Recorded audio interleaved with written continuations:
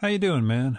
I'm Gil Roth, and you're listening to a bonus episode of my Virtual Memories Show podcast. This is a COVID check-in episode where I record with a past guest of the podcast to find out how they're holding up during the pandemic. As far as how I'm doing, didn't sleep well last night, so I'm kind of out of it this morning. Nothing bad, nothing anxiety-laden, just woke up a bunch of times, couldn't get back to sleep. It was bad enough this morning that I kind of forgot the password for my laptop, and it was in that periodic need password to activate Touch ID mode, so I was locked out, which kind of sucked because it turned out I hadn't written down the password anywhere, even on my desktop machine. And then, of course, out of the blue, it occurred to me an hour later, and it worked. I wrote it down afterwards. But it was just that disorientation thing that's somewhat bothersome, which becomes part of this today's conversation. The other thing, yesterday, I managed to run a 9-mile course through the gnarly hills in my neighborhood. 9 miles is the farthest I've run in 5 months since I had to shut everything down for a while. And it felt great. It was raining. The hills weren't an issue. I just went not my fastest pace, but consistent, and did a great job. The rain and the ongoing run, unfortunately, meant that I also chafed one of my boobs so bad it looked like I took a bullet in the chest by the time I got home. That is going to hurt pretty bad next time I shower, but, you know, if I never shower again, I got nothing to worry about. Anyway, let's get to today's guest. Eva Hagberg is back on this time. 3 weeks ago, she was on the day she got the news of her positive test for COVID-19. A day or two after that, she was debilitated. She posted little snippets on Instagram stories each day, but that was about the extent of her functionality, and those little videos and comments were harrowing, to say the least. Now, Eva has a pretty extensive history of medical interventions and all sorts of issues in her life around that stuff. So this was not a person who was overreacting to being sick. You can check all that stuff out in her memoir, How to Be Loved, which I'll give a link for at the end of the episode. Anyway, a few days ago, she mentioned in that format that she was putting up a new episode of her co-hosted podcast, Recoup. So I asked her if she felt up for a new session with me to talk about how the past 3 weeks had gone. And I figure you guys, given that we're all in this together, should find out about how somebody dealt with COVID, much like we had Whitney Matheson on a few days ago talking about her experience with it, which sounds different than Eva's. Anyway, this is us. As far as caveats go, there was a weird mic noise at one point, probably from Eva moving around or something, but she was in the middle of saying something. I didn't want to derail her, so that was that. The irony is that when you check into Zencastr, it says it's doing a health check. Little does it know. Yeah, we're doing a health check. You know. Your mic's okay. I don't know about the rest of you. Oh, God, I know. Okay, so we spoke 3 weeks ago. You had just gotten the diagnosis that you were COVID-19 positive. How's it been? I mean, I went to the Vale once again. It was horrific. It's kind of a blur. And maybe I should just say where I am now. So I'm 3 weeks out. Sure.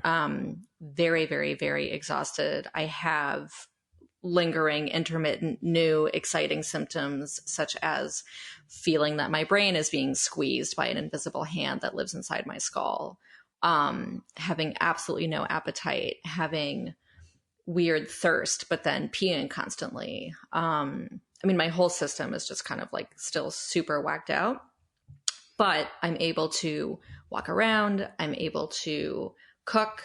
I am able to eat. I mean, I make myself eat, although yesterday I was hungry for the first time in, I think, 11 days after doing this great shiatsu practice, of course, via Zoom. with a friend of mine named Daryl Aiken, a fam. He's awesome. But so that's where I am now. And when we spoke, I remember that I was really short of breath. Yeah. I think I still had a little bit of a fever and I had no idea what was to come. I'm sure that people know by now, well, I shouldn't be sure. There is a sort of progression where days 7 to 10 are really crucial. That's sort of where, if it's going to get really bad, that's when it gets bad. I spent days 7 to 10 lying on my little twin bed, absolutely catatonic. I had no will to fight. I had very little will to live. I remember lying there and knowing that I had a glass of water next to me on the floor and thinking, if I drink this glass of water, I'll probably live. If I don't drink this glass of water, I might die. I cannot motivate myself to drink this glass of water. And that was pretty, sorry, my doorbell is ringing. This is really annoying. No worries. Are you getting food delivered? I think somebody's delivering something, but they should just let them up. Okay. No, I would not have scheduled delivery to arrive in the middle of I was just glad that you were eating is all. That's what I'm concerned with. No, I think a friend is trying to drop off some groceries. Okay. So that was really, I'd never felt like, the only other time I had felt like that was when I was having a near-death experience in the back of an ambulance, which I wrote about in my book, right? Where I sort of was looking at the trees, I was looking at the cars, and I was thinking, oh, this is how it ends. And I remember lying in my bed and just thinking, okay, like this is how it ends. And people kept texting me and checking in on me. And I was reading through our texts, and they send these long, lovely essays about how much they care about me and wondering how I'm doing. And I just would write worse or very sick. And this obviously was concerning to my friends, who would then ask more questions. And I would just be like the lack of energy was actually unlike anything I'd ever felt. I kept saying I've never been this sick in my life. And you have read my extensive medical file. You know how sick I've been.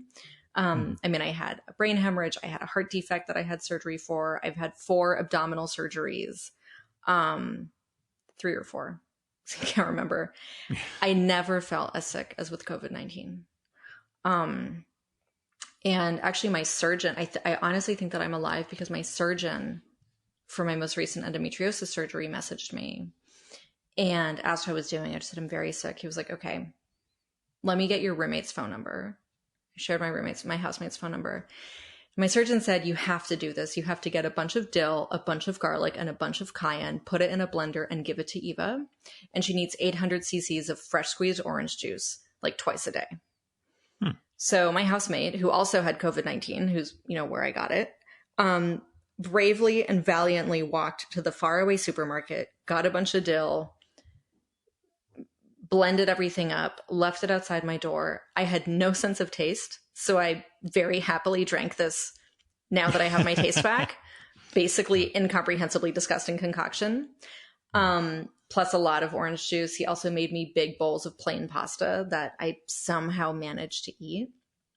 And I mean, I did a lot of other stuff that I'm happy to share with you if it's useful or interesting. But I finally, I also in this time, found a lawyer and did an advance directive and ordered a printer. Like I somehow managed to do the things that I knew were really important. And I really, in case I ended up like on a ventilator in Javits Center, I wanted my family to have the ability to make decisions for me. So this poor lawyer was sending me these, lovely long emails, and I would just write back like, very sick, will print. Yeah. Will review is always a great way to that's my catch-all response when I got too much shit going on. Will review. And that's, Gmail now just defaults to that if I'm replying to anything, but yeah. So really, like you're saying, worse than all the other, your extensive medical issues of the past? I mean, in terms of the longevity, in terms of the intensity? No, because I had chronic fatigue syndrome for like 2 years. It was really in this It was absolutely all consuming in a way that I hadn't experienced before, where I felt that I was no longer myself. I felt that I was this virus. It was very hard for me to access Eva. Every other medical experience, I have retained my essential sense of humor. I've retained my general optimism. Those did come through. I mean, I was still able to make jokes, but days 7 to 10, I wasn't really making any jokes. I felt like a shell. I mean, I sort of knew that I had a body. I knew that I existed. I had some idea that I should maybe drink more water, drink this orange juice, but I couldn't really figure out why I was doing that. Like the payoff wasn't as accessible to me as other illnesses where I was very driven to get better no matter what, right? I mean, I was so driven to get better from this mold allergy that I moved to a tent in the desert for 4 months and was like, this is what it takes. I'm going to put coffee up my butt. I'm going to eat nothing but lamb and dandelion greens and white rice because I want to live. I want to get better. So that is a very familiar feeling for me when I'm sick, right? Is like, whatever it takes, I will do. With this, I was just like, yeah, I guess I'll just drift off. And, I think that might be a symptom of very low oxygen. We did not have a pulse oximeter, but we got one now. A friend of my housemates in Iowa sent us one. And like my oxygen when I wake up is 93, 94. That is not great.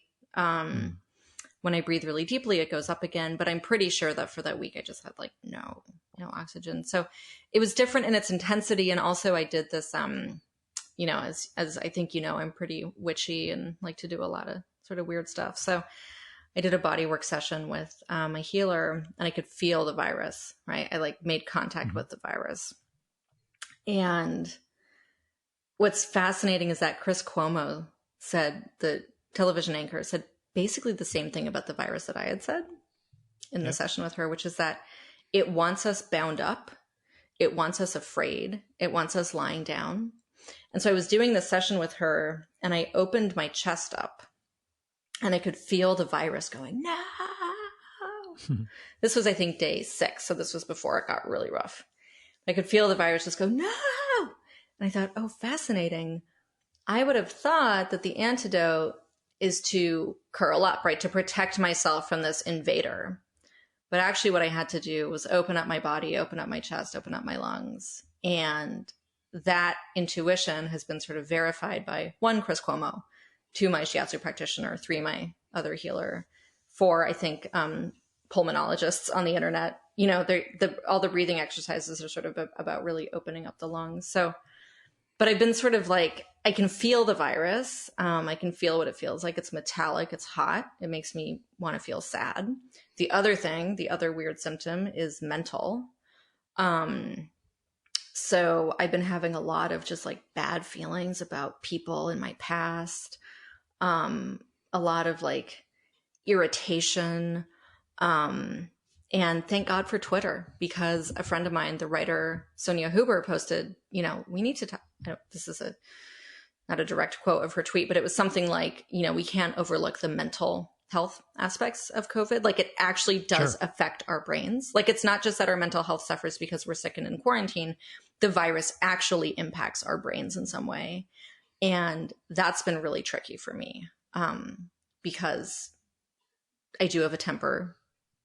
I'm already sort of irritable and just sort of navigating that and reminding myself like these feelings that I have about my career are maybe not entirely true. This like resentment that I have for somebody that I knew 4 years ago is maybe not actually the most important thing for me to focus on. But the virus is like, hey, buddy, let's feel bad,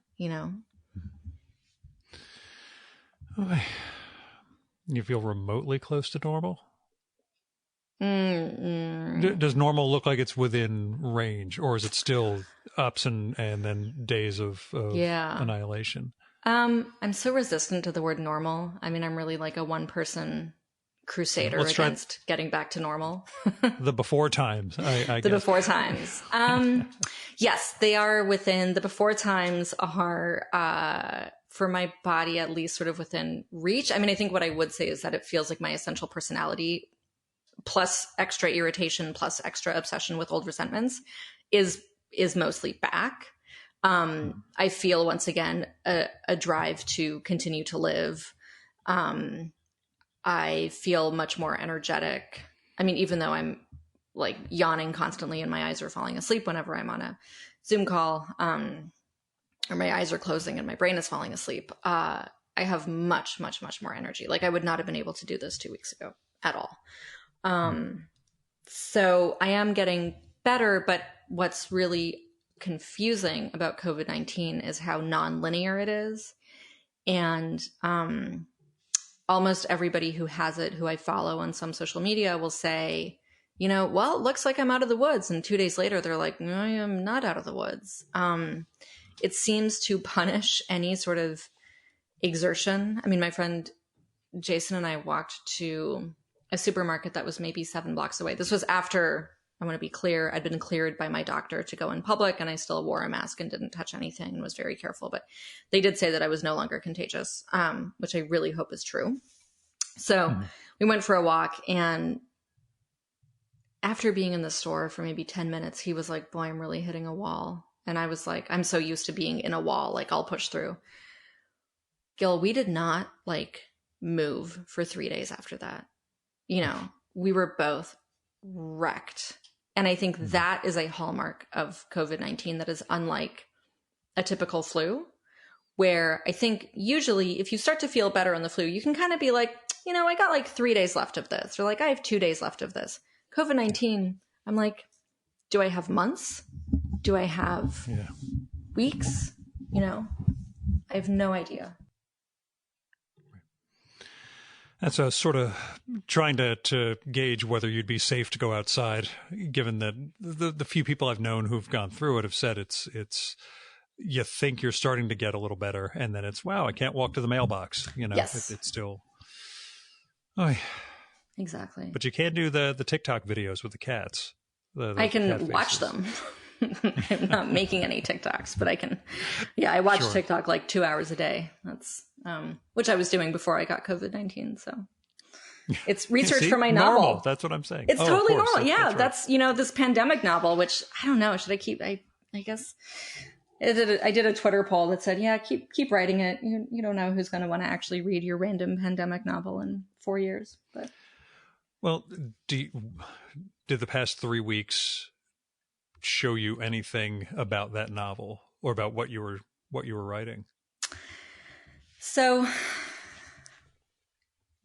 I'm glad you asked that, because I really, when I started the novel, the idea of a pandemic was so utterly alien to me. And I remember interviewing an epidemiologist, and it was really hard to find an epidemiologist to interview. You know, nobody really knew one, and now suddenly everybody knows one. But the basic theme of the novel was, it's about a disease that nobody really believes is a disease. So it's very, very, very different from something like COVID-19, right? So the novel is really about, it's 3 characters, and they all become differently sort of obsessed with this like odd disease that doesn't really make any sense. But I wanted to have, I came up with the ending a couple months ago, maybe a week before COVID really popped. So a couple months. And I was like, everybody should die at the end, right? That was my ending. I was like, and sort of the metaphorical point was that the disease robs people of their ability to recognize each other in a way and to see what's going on. So it's really a disease of perception and absence. I was getting very into this sort of theoretical idea, like if you can't see somebody, do they still exist? Which of course has its roots in like systemic inequality and structural racism and all these things. And the characters sort of grapple with those ideas in very different ways. And the pandemic is just it's just a filter. It's just a medium through which, you know, these larger ideas get explored. But I thought, well, at the end, everybody should basically be, you know, unable to see each other, to recognize each other in some fundamental human way. And that will be as though they have all died. And now I thought, the appetite for a novel in which everybody dies. Yeah. You know, my friend Domenica Ruta wrote this amazing novel called Last Day.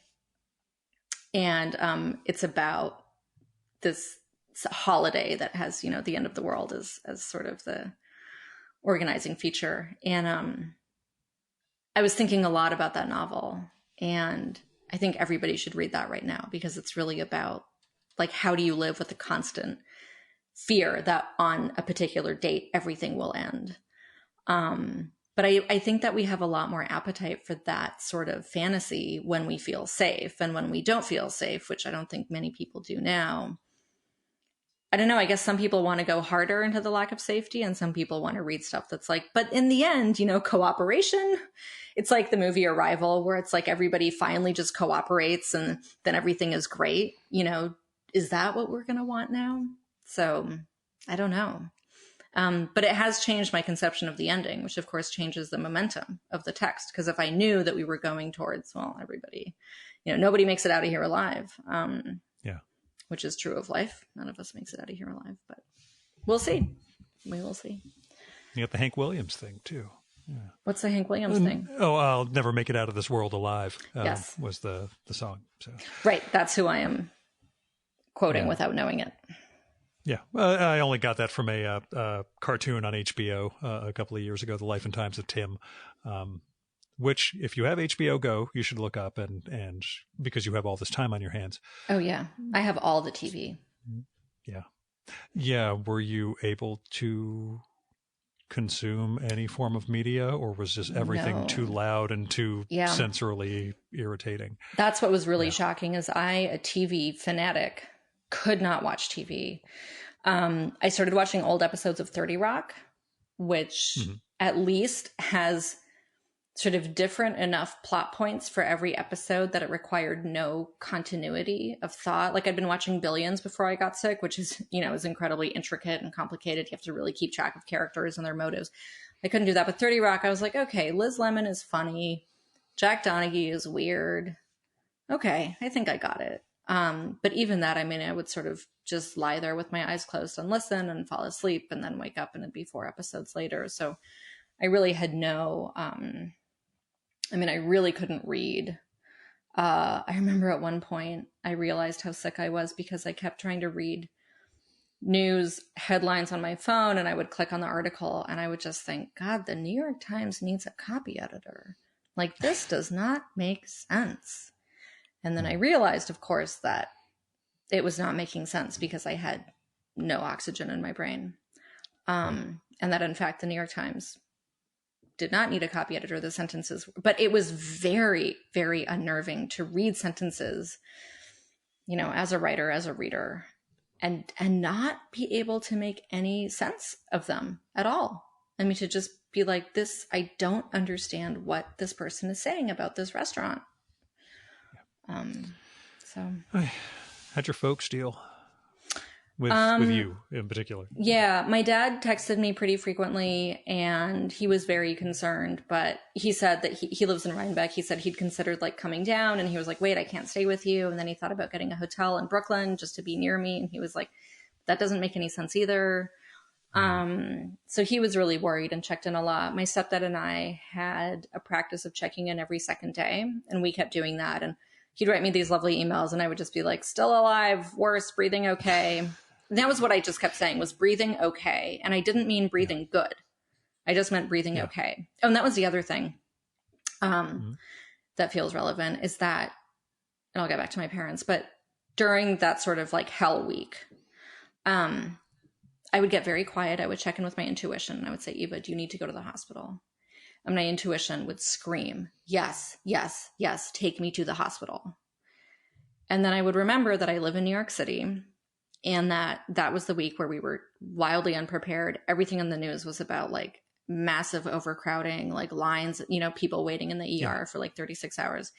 And so in any other place or any other time, feeling like that, I would have gone to the emergency room, no questions asked. But I had to override my internal alarm system. And that was one of the things that was also most disorienting. So that was one way that I felt. The other way that I felt during this really, really, really dark couple days was that if the ambulance came, I would just send them away because it was too much effort to go get help. And I'd read a book where somebody described being really sick and saying that when you feel really like you just want to sleep, you just want to be left alone, these medical providers are annoying. They're intrusive. They're trying to make you drink water. They're trying to give you medicine. like that's when you're really in trouble. And I didn't have an awareness at the moment what that signal was, but later I was like, oh, that was scary. So I wasn't sharing that really with my parents. I just kept saying breathing okay, which just meant like I am still able to breathe, even though it feels like I'm breathing through a bunch of cotton balls in my lungs. My mom was a little bit sort of annoyed that my advance directive had 4 people on it. And she was like, why are we doing this? Like, you're not going to need this for 60 years. Like, you know, why are we like, I don't see why you're making us do this, but okay. So I was like, okay, that's a little denial. And then yesterday on family Zoom, she said, Eva, you should call a headhunter and get a job. I was like, what? And I think that's just her sort of coping. Like exactly. Thing. She's just seen me through so much that she's just like, just get out of it. Just stop being sick. Just go get a job. Like, I think you're probably tired because all you do is watch TV. And I'm like, no, I'm tired because I have COVID-19. Yeah. Thanks, Mom. Where is she just generally located? Is her geographic area really hit? She, so she was in Berlin, and then she flew to the US because her mother was dying. So she was in Rhode Island. Then she went to Massachusetts. She wanted to come to New York to pick up her spring wardrobe. And I called her and was like, you will end up on a ventilator in Javits. Like, do not come to New York. She sort of thinks everything is kind of overblown. Not in a like right wing. No. I get, but just there's in a another sort way of right. She's just like, okay, like I guess I'll quarantine, but this is silly. So she actually got stuck because she tried to get a flight back to Berlin, and at the airport they said, we really recommend you not get on this flight. So she has a house in London that she can get into in a couple of weeks. I think she's flying to London on Friday and then going to try to go to Berlin. But if she can't get to Berlin, she'll stay in London and then keep trying to get back to Berlin, where she was actually living. So she has the documentation, but it just depends. But she had asked a friend of hers in London if she could stay at his house for a couple hours. And he said no. And she was like, can you believe it? This is so offensive. And I was like, you're coming off of a flight. Of course he's going to say no. Like, so it's things like that. But also like my other parents had people over a couple weeks before I got sick, but they live in Rhinebeck, and they were like, yeah, we just had some neighbors over who swore that they'd been social distancing, but it turns out that they hadn't. And my father got a little pink eye and had some sniffles, which he's hoping means he had a basically asymptomatic case. But I was furious with them. I was just like, what are you like? This is serious. Yeah. And they were like, well, we stayed 6 feet away from each other indoors. I'm like, I'm hip. It's just my mom is in a assisted living place, and it's, well, we get to go outside and I had to go to the bank. So I had my granddaughter take me. I'm like, Mom, you have an app on your phone. Just make the fucking deposit on the app. Are you worried I don't know about how to do that? Right. Well, I mean, that goes into long issues about our relationship in general as to whether, but yeah, regardless, there's anyone who's in any sort of community environment like that, you should be concerned. And she's 80 this year. So yeah, there's that. So any takeaway outside of, thank God I can't get infected again for however long immunity lasts? We hope, we are optimistic. Yeah. I mean, just like if you get this, I've heard about a lot of people being like, oh, I'm going to get this and rest. And then they're doing laundry and they're checking their work email and they're working, but they're in bed. But there's all sorts of like just American reluctance to submit, I think, to an illness in a way. Yeah. And I just want to say, like, I think that I survived because I had so much practice having surgery and not resting and seeing how poorly it went, that I just was like, yep, we're lying down. We're not checking email. I put an autoresponder that said, I am away from all contact. I am absolutely unreachable. Like, there is no such thing as an emergency when I have COVID-19. And people respected that. So yeah, the takeaway is like, this thing is serious for many of us. For some of us, it is, a sneeze. And to sort of like, I'm just so glad that I had this pre-existing countercultural approach, which was to really prioritize true rest. to accept help when it was offered. My friend set up a meal train for me. I accepted all the help. Telling people what I needed. I would say, like, I can't actually go back and forth with you about how the restaurant that you were going to get it from is closed. Please make an executive decision. Yeah. There are no, it would be nice if moments. Yeah. Right. I get right. you. There's no so just sort of being really, really clear with my boundaries, and then giving myself more than 2 weeks. I mean, I think this idea that this thing lasts for 2 weeks is from, I don't know what. I mean, it's like based on sick pay policy, that comes from Republicans. And this thing takes a lot longer than 2 weeks for a lot of people. So, if you get it and you don't feel better in 2 weeks, do whatever you can to keep resting. I've had a few other guests. We haven't recorded yet.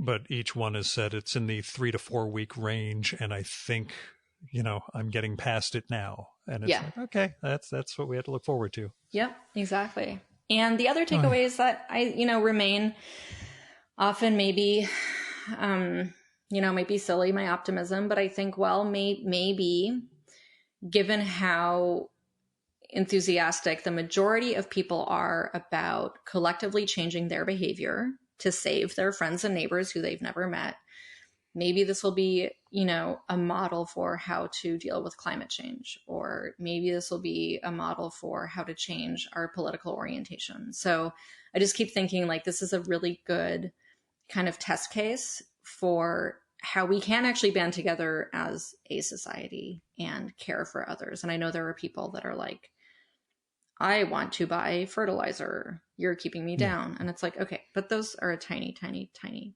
tiny fraction. So I'm sort of heartened by, I guess, everybody's, I don't want to say compliance because that sounds sort of loaded, but everybody's willingness to change their behavior. And I've also noticed that things that I thought I couldn't live without when I would imagine, the coming climate apocalypse, I was like, oh no, what if chocolate goes away? I'm like, yeah, that's actually... That's been an interesting one because apparently sales of chocolate have plummeted. All the yeasts and bread and everything has gone up. Right. Nobody's buying chocolate. And it might be because we're not comfortable going into a convenience store, grocery store, whatever, but that's one of the surprising changes that people just for some reason aren't, at least, as a trend. We're not all just, pigging out on that stuff right now. Right. I would have thought, but no. Which does sound like a really good idea. I know. Now that you mentioned anyway, it, I'll get to that later. Yeah. Placing an order immediately for as much chocolate as I can. Anyway, I'm glad you sound a million times better than 3 weeks ago, where again you had to keep pausing mid sentence for air. So, I'm glad you're getting past, not Thank past, you. but thank you. And again, at no point did your doctor give the Eva, you really should head over to the hospital? Were they really willing to defer to your? So my doctor, I mean, they did a couple times say, we think you should go to the ER, but I thought that might be just the AI being triggered because I have this Forward Health, which is like an app, and it's I never know if I'm talking to the AI or a person. And I think some things trigger the AI, like shortness of breath or chest congestion. They're like, okay, we recommend you go to the ER. And then I would say, well, okay, let me talk about this a little more. But they, I think that I kept saying, like, I really want to stay at home because I live in New York City, without going to the ER, what could I do? And then they would say, okay, humidifier, drink 1 million fluids, take Mucinex. But my doctor was very, my actual doctor, who I can tell who I'm communicating with, she would check in with me, and we had a couple of phone calls, and she was very clear on like what the warning signs were. And I think what's sort of confusing about COVID-19 is that the bar has just changed so much. So if I had had my symptoms without a pandemic, she would have said, oh my God, immediately go to the emergency room. But I was like, well, I'm really dizzy. I black out when I stand up. I have no sense of smell. I have no appetite, but I can breathe unassisted. Like I can breathe without mechanical assistance. And we were sort of like, okay, that's going to have to be enough for now. Right. Which is... Yeah. And again, like you were saying, the context also of what the hospital actually means. So. Right. Because what are they going to do for me? Give me fluids. Yeah. And what are you going to get exposed to while you're there? Exactly. All right. And I assume they were saying no podcasting during that time also, right? Yeah, I missed a couple episodes of my own podcast, but then I came back. But yes, they were, I was not trying to do anything, so they did not have to stop me, thankfully. Good move. All right. We'll talk soon. We'll do another check-in once you're, out running marathons or something. Cool. Looking forward to it. That was Eva Hagberg.